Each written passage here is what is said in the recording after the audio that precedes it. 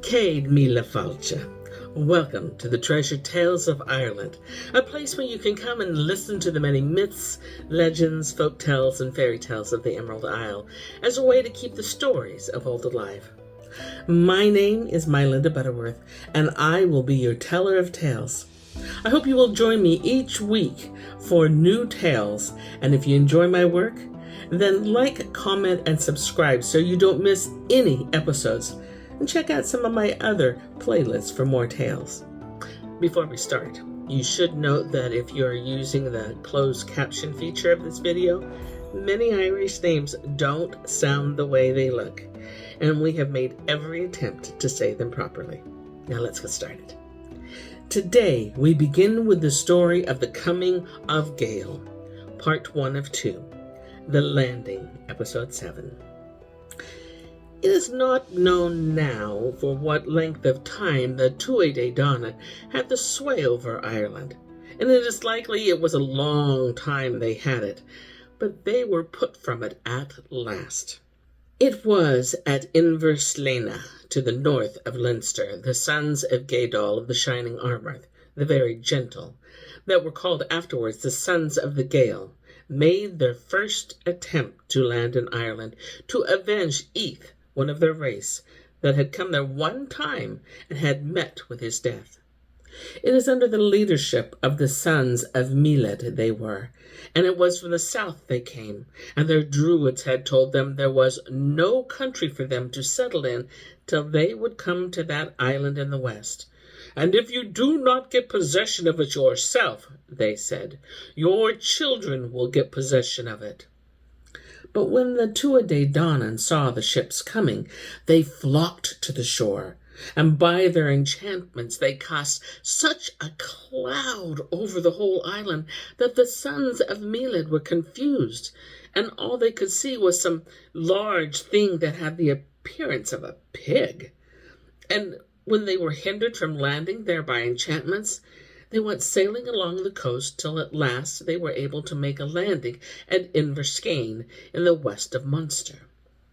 From that they marched in good order as far as Slieve Mish, and there they met by the queen of Tuatha de Danaan, and a train of beautiful women attended on her, and her Druids and wise men following her. Avragan, one of the sons of Míle, spoke to her then, and asked her name, and she said her name was Banba, wife of Macul, son of the Hazel. They went on then till they came to Slieve Evelyn, and there another queen of the Tuatha de Danaan met them, and her women, and her Druids after her, and they asked her name, and she said it was Fodhla, wife of Mackecht, son of the plough. They went on then till they came to the hill of Ishna, and there they saw another woman coming towards them. And there was wonder on them while they were looking at her, for in that one moment she would be a wide-eyed, most beautiful queen. In another she would be a sharp-beaked gray-white crow. She came on them where Eremon, one of the sons of Míle, was, and sat down before them. And he asked her who she was, and she said, I am Eriu, wife of Macgrania, son of the sun. And the names of those three queens were often given to Ireland in after that time. The sons of the Gael went on after that to Teamhair, where the three sons of Cermait Honey-Mouth, son of Dagda, had the kingship between them at that time, held their court. And these three were quarreling with one another about the division of the treasures their father had left, and the quarrel was so hot it seemed likely it would come to the battle in the end. And the sons of the Gael wondered to see them quarreling about such things, and they having so fruitful an island, where the air was so wholesome, and the sun not too strong, or the cold too bitter, and where there was such a plenty of honey and acorns, and of milk, and of fish, and of corn, and room enough for them all. Great grandeur they were living in, and their Druids about them at the palace of Teamhair.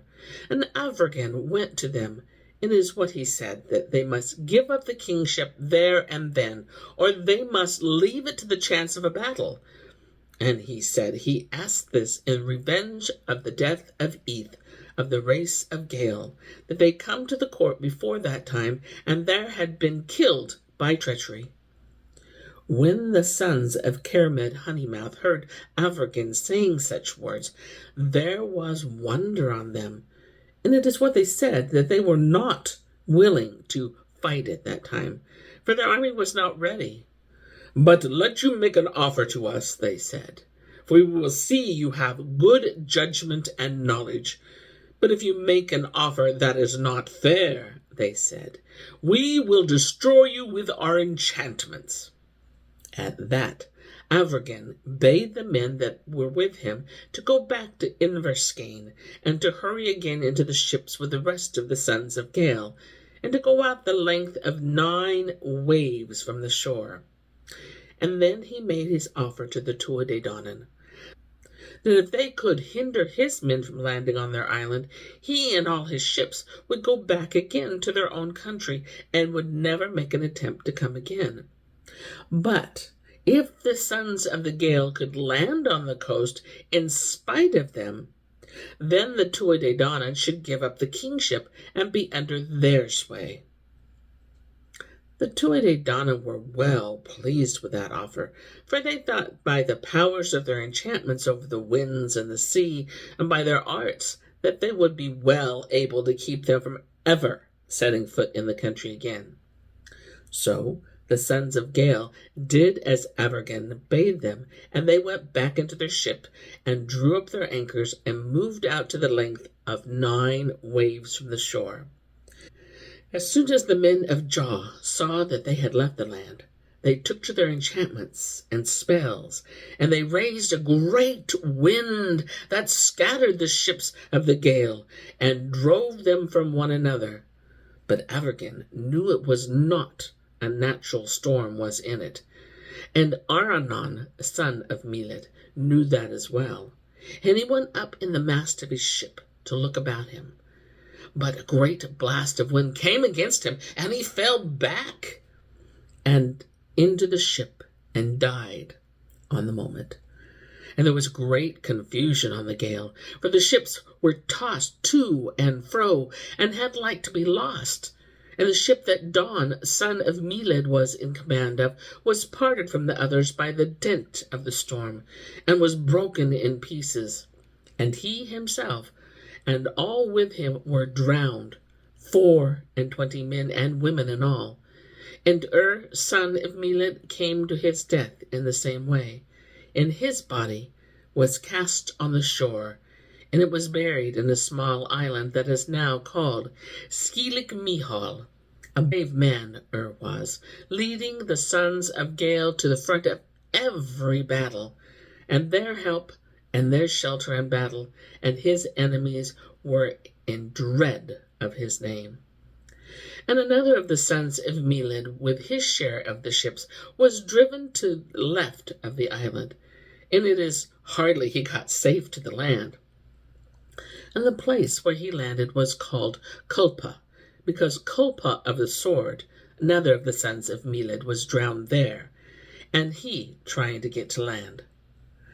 5 of the sons of Meled in all were destroyed by the storm, and the winds of the men of Jaw had raised by their enchantments, and there were but 3 of them left, Heber, and Shavravon, and Avergin. And one of them, Don, before he was swept into the sea, called out, "It is treachery our knowledgeable men are doing on us, not to bring down this wind." "There is no treachery," said Avergin, his brother. But he rose up then, and whatever enchantment he did on the winds and the sea, he said these words along with it: "That they had are tossing in the great wide food-giving sea may reach now to the land, that they may find a place upon its plains, its mountains, and its valleys, in its forests that are full of nuts and of all fruits, and on its rivers, and its streams, on its lakes and its great waters, that we may have our gatherings and our races in this land, that there may be a king of our own tiara, that it may be the possession of our many kings. That the sons of Meled may be seen in this land, that their ships and their boats may find a place there. This land that is now under darkness, it is for it we are asking. Let our chief men, let their learned wives ask that we may come to the noble woman, great Eriu. And he said this, that the wind went down, and the sea was quiet again in the moment. And those that were left of the sons of Meled and the sons of the Gael landed there at Inver Sceine. And Avergan was the first to put his foot on land, and when he stood on the shore of Ireland, it is what he said. I am the wind on the sea. I am the wave of the sea. I am the bull of 7 battles. I am the eagle on the rock. I am a flash from the sun. I am the most beautiful of plants. I am a strong boar. I am salmon in the water. I am a lake in the plain. I am the word of knowledge.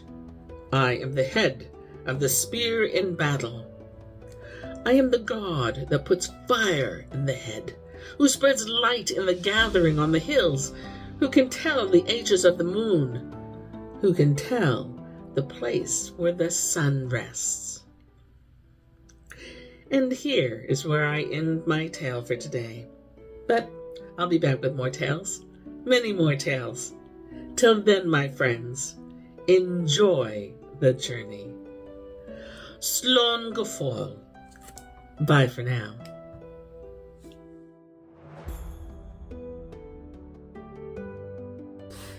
If you enjoyed this story, please give us a thumbs up and comment. It truly helps us.